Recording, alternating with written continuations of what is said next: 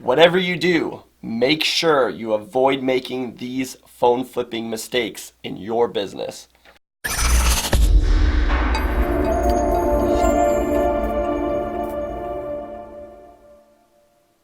Hey guys, Eric here, and I wanted to share with you some of the biggest mistakes that I see phone flippers make. This video is for anyone that has already got it started in phone flipping, and I want to just share with you guys a couple of key things that I see that people do in their business that causes them to maybe not get the results that they're truly looking for. So let's jump right into the list with number one thing is you're not being consistent. The number one mistake that I see is that people don't give it enough time to grow into what it can really be. This doesn't mean that you can't jump right out of the gate and be successful.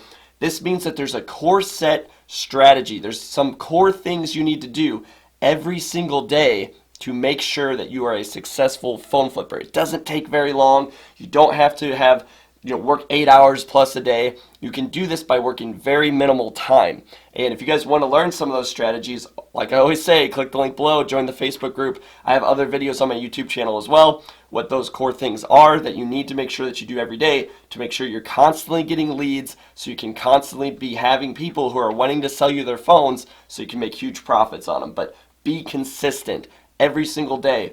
Put in that little tiny amount of work to make sure you constantly have leads coming in so that you can close more deals with phones.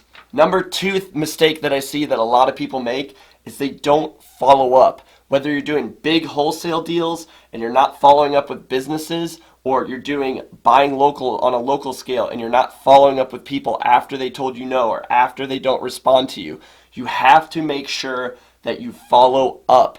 Most people will actually forget that you guys were messaging because everyone has their own lives that they're doing. As you guys know, we place ads, people contact us with what they have for sale, and then we need to negotiate the deal. Just because they didn't respond or just because they said no to a price doesn't mean that we shouldn't follow up with them.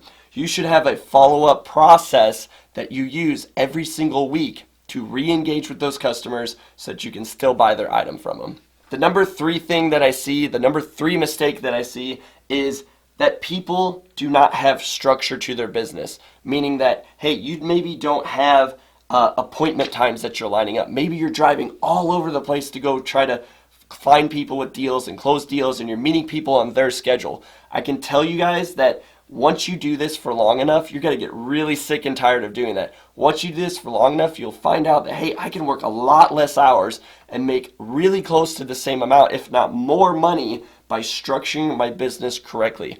I only meet people at 2 different times in a day. I meet people at noon and I meet people at 5. They don't get to pick where we meet. I set the location where I do the transaction, and that's just the rules. That's my standards in my business because I have a structure. And I have a structure for all of the other details in my business too. I have a structure for what areas I place ads in. I have a structure on what platforms I use. You need to have a structure if you want to be successful. Number 4 mistake that I see is that people do not keep their business simple. A lot of you guys come to me and you say, Eric, how do I unlock phones? Eric, how do I repair phones? Eric, this thing has an iCloud lock on it. How do I get this iCloud off of there?